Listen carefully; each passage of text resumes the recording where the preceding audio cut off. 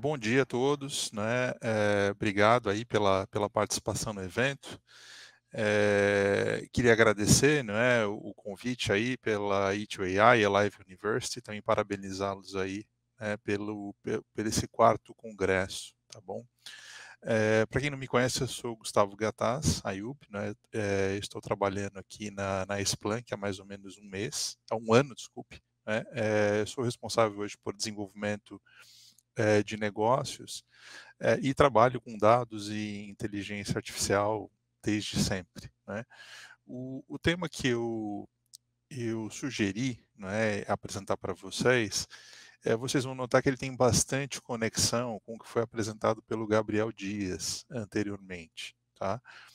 E eu estou chamando a atenção, não é, vocês devem estar se perguntando, né, por que machine, por que business data, né, por que fazer esse tipo de diferenciação que não é muito usual, né? A gente não costuma ver na literatura ou nos outros seminários, aulas e palestra esse tipo de diferenciação, né? E um dos motivos é porque eu acredito que essa distinção, né, e mesmo o cuidado nessa forma de tratamento aos dados, ela vai se tornar cada vez mais relevante, tá?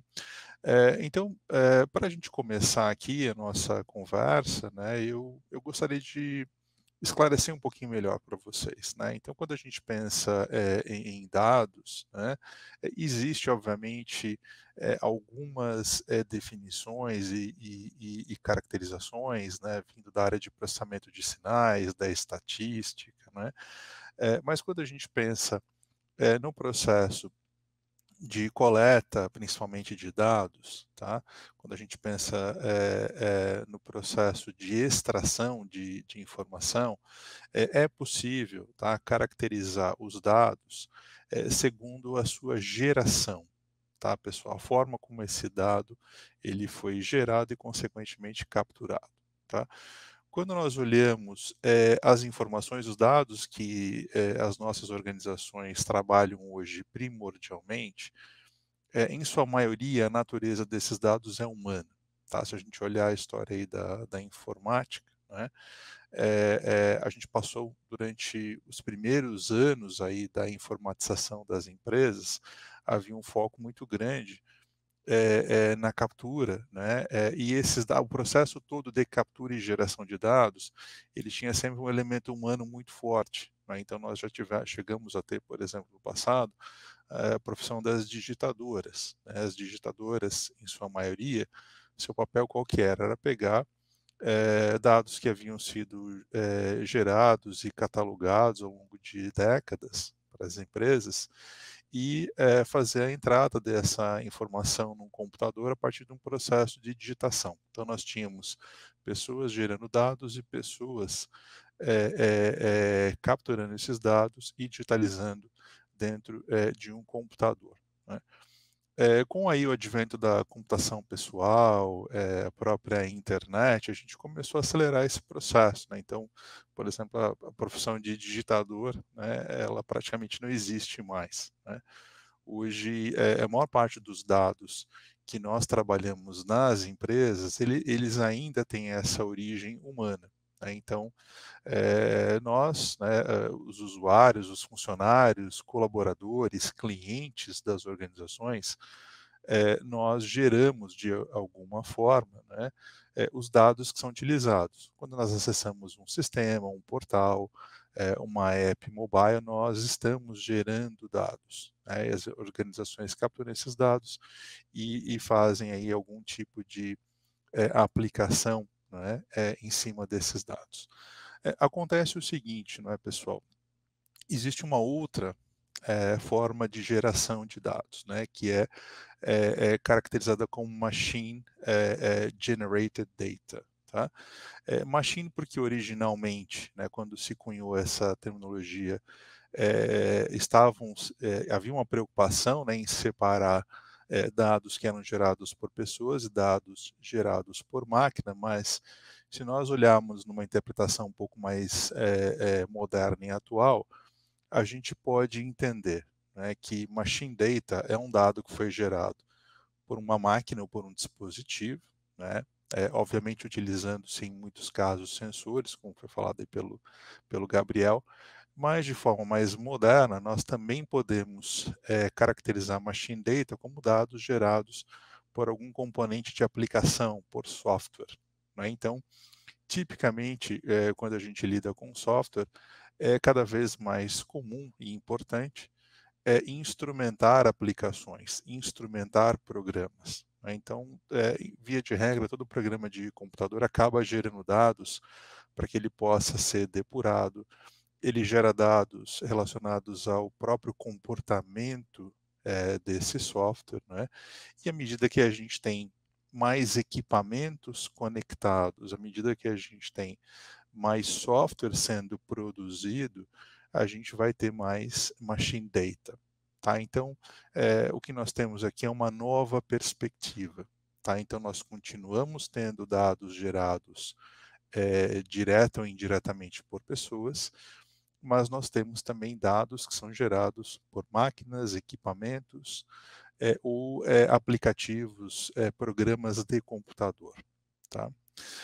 Quando a gente pega, então, um processo de captura de dados, né, pessoal, da onde que vem esse 80-20, tá? Esse 80-20, eu estou remetendo aí, né, o princípio de Pareto de uma forma geral, né, mas quando a gente observa as grandes empresas, sobretudo, a gente já começa a notar essa razão, né? Então, hoje, quando nós pensamos principalmente sobre os dados que são utilizados, né, e aqui não estamos falando mais única e exclusivamente com relação ao volume de geração, mas quando nós olhamos os dados que são que têm utilidade nas empresas, a gente consegue observar mais ou menos essa relação. Aí, quando a gente olha sistemas de uma empresa, que tipo de dados nós temos, né? Nós temos dados de referência, que são dados internos da organização, dados transacionais,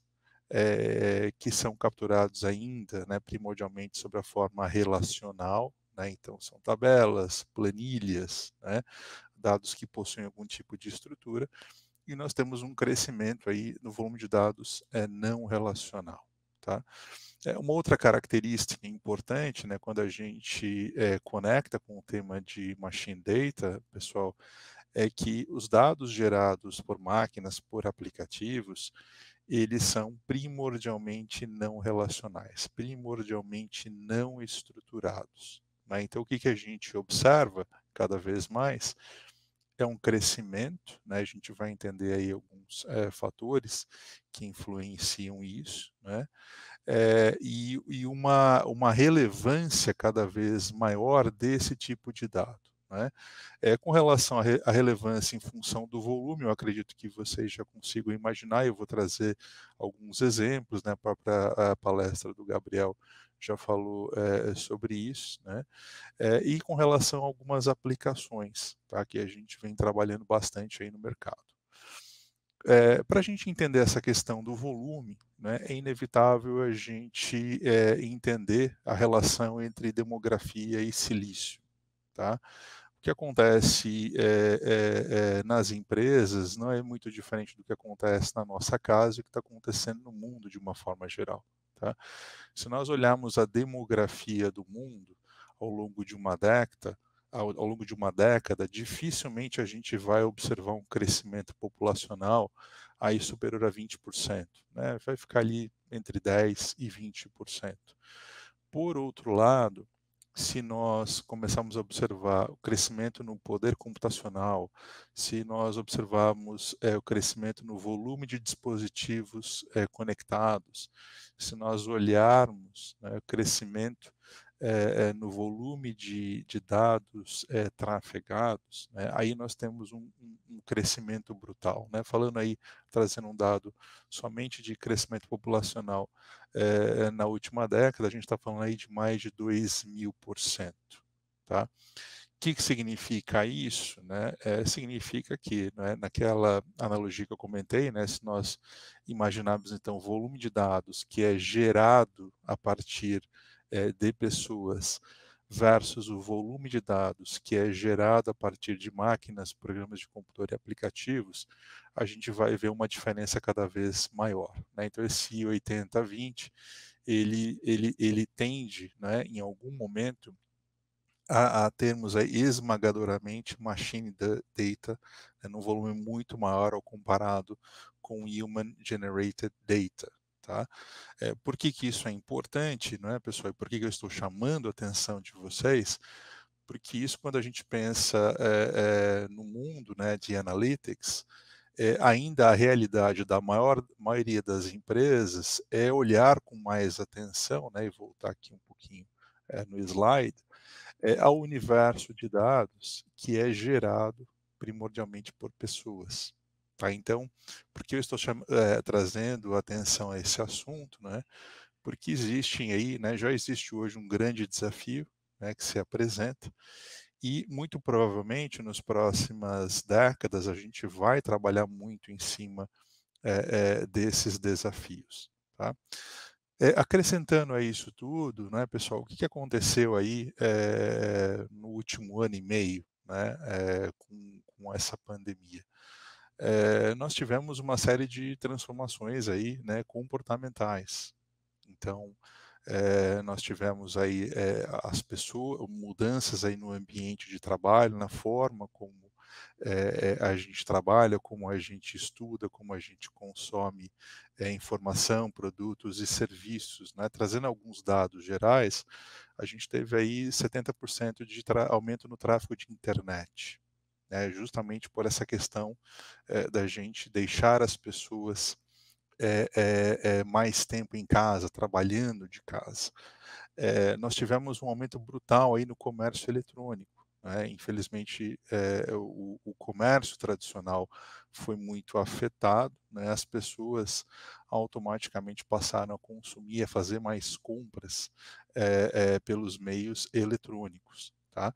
E de uma forma geral também, todas as empresas foram obrigadas a rever os seus canais de relacionamento. A gente também teve um aumento brutal aí na utilização, dos canais digitais, né, seja, e-mail, troca de mensagens, portais, aplicativos, voz, para se fazer o relacionamento, com os clientes, né. Por trás disso, obviamente, a gente impulsionou também esse movimento, esse crescimento, dos dados gerados, por máquina ou por software, tá. Então, onde a gente chega, né, se nós, observarmos esses 2 fatores e sobretudo essa aceleração que aconteceu no último ano e meio, né, e que ao que tudo indica, tende, a permanecer nos mesmos patamares, se não até aumentar, né. A gente continua, num cenário onde a gente vai continuar observando o crescimento exponencial no volume de machine data, né, ou seja, dados, gerados aí por sensores, equipamentos, aplicativos, programas, de computador, né. Conectando com o tema, que foi abordado pelo Gabriel, né, com aí o advento e a implantação do 5G, a gente deve ter um aumento brutal, na conectividade, né, muito possivelmente nós teremos mais dispositivos conectados, nós teremos dispositivos conectados com uma capacidade superior, né, e muito provavelmente o que vai continuar acontecendo, né, a nossa experiência, a nossa relação, né, com pessoas, com empresas, entre organizações, a experiência digital tende a continuar crescendo, né. E obviamente, como vocês já, devem estar acompanhando, vocês veem inclusive no noticiário, toda essa mudança ela sempre traz, oportunidades e algumas ameaças, né. Então como que a gente enxerga esse novo panorama e quais, são alguns desafios que precisam ser endereçados, né. Eh então, em meio a tudo isso, né, também, eu não mencionei no slide, mas em paralelo a isso, o que que, a gente observa, e vocês muito provavelmente no seu dia a dia também, estejam envolvidos nesse movimento, né? E nessa pressão por uma digitalização, muitas empresas estão tendo que modernizar, né, a sua infraestrutura, muita gente está indo para a nuvem, muitas aplicações estão tendo que ser modernizadas, novas arquiteturas, né, baseadas aí em mais software surgem, né? Então tudo conspira, né, ou contribui para uma mudança nesse movimento, tá?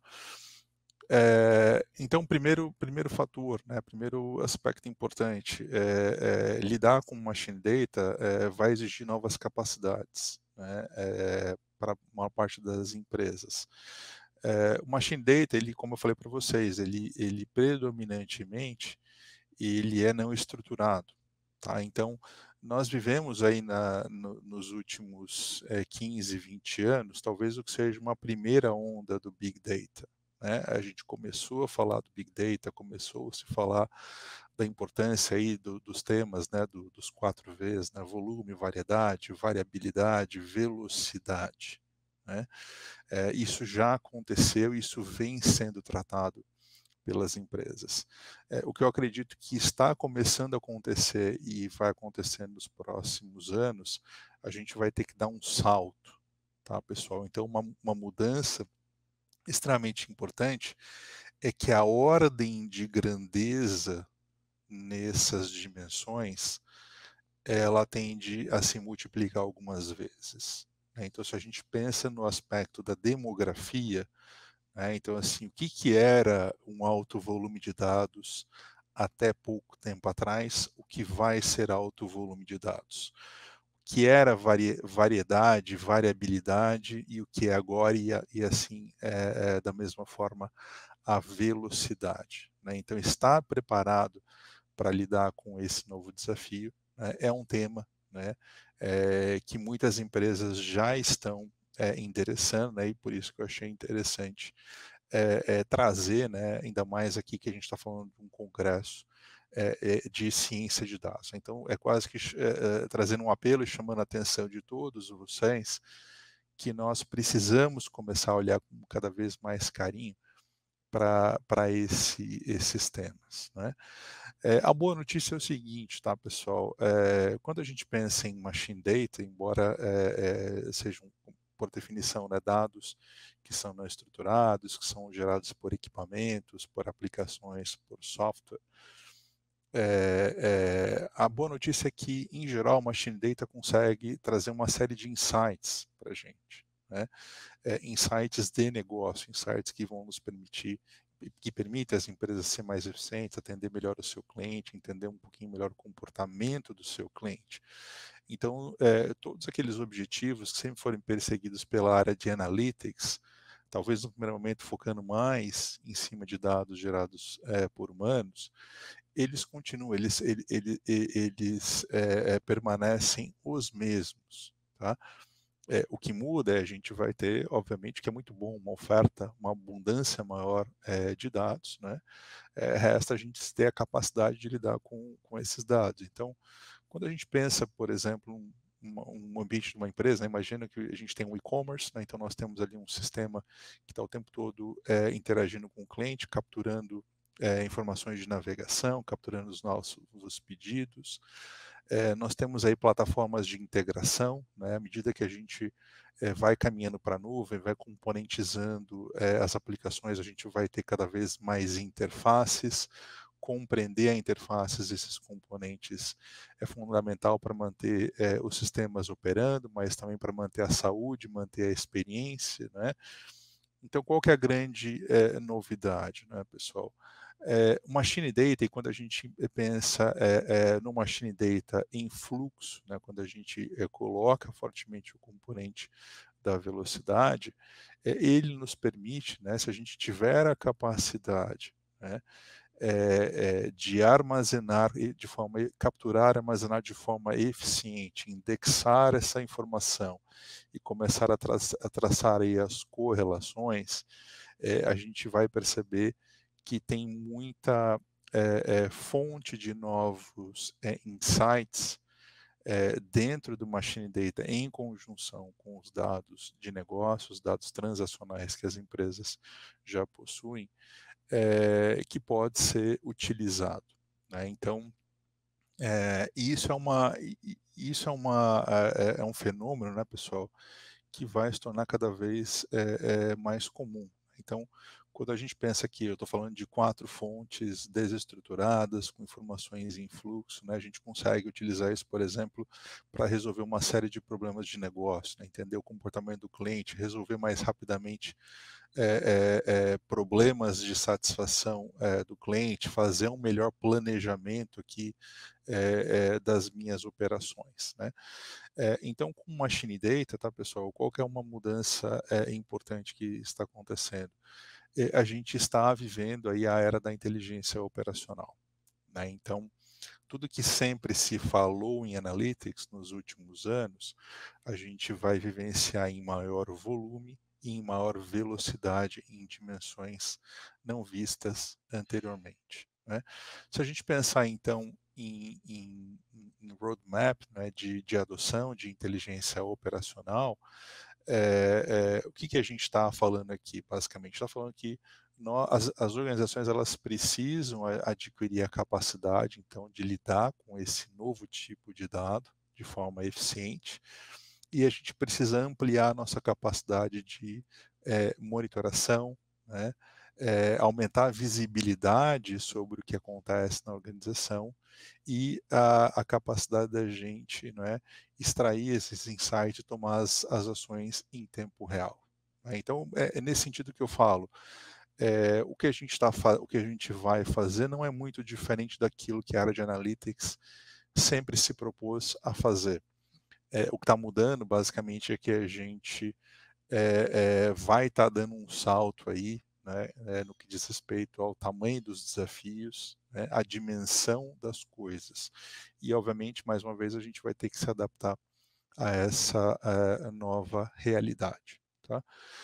Para que para a gente tangibilizar um pouquinho, né, em alguns casos de uso, né, onde que, para trazer alguns exemplos, né, onde que a gente já tem hoje essas ferramentas e esse tipo de dado sendo muito aplicado, né, em algumas indústrias até de uma forma vital, né? Então, se a gente pensar, comentei com vocês, né, o crescimento exponencial que a gente teve no comércio eletrônico, nos canais digitais, né?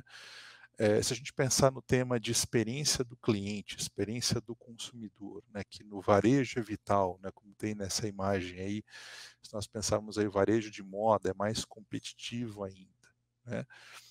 Uma vez que a gente não tem mais, né, todas aquelas preocupações que existiam, né, no varejo tradicional com relação à experiência do cliente dentro do ambiente de loja, a gente passa a ter de uma forma brutal aqui no meio digital, né?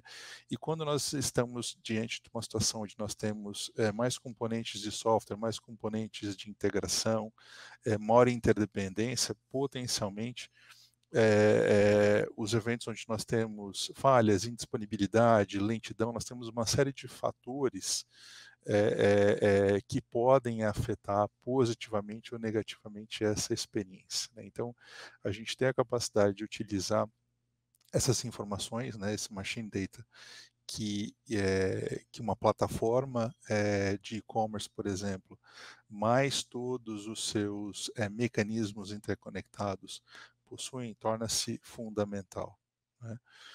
Quando a gente pensa hoje em segurança, né, cibersegurança é um tema que está aí todos os dias praticamente nas notícias, né?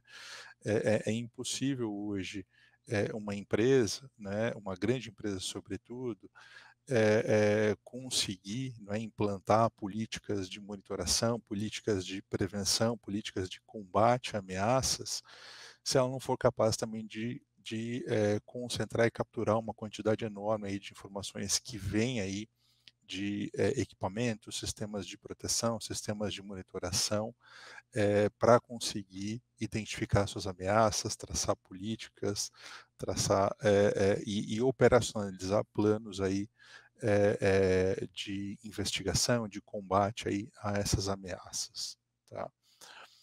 Quando nós vamos aí para a área de fraude, prevenção e combate a fraudes, né, e aí existem, muitos tipos de fraude, né, fraude aí provocada dentro do meio digital, fraude, no meio digital e físico, né, entender todos os, mecanismos aí e ameaças existentes, a gente precisa cada vez mais trabalhar com esses 2 tipos de dados, né, os dados gerados por pessoas e dados gerados por máquina, né. Então no meio digital, nós temos a vantagem, a oportunidade que a fricção ela caiu, né, a conectividade ela é abundante.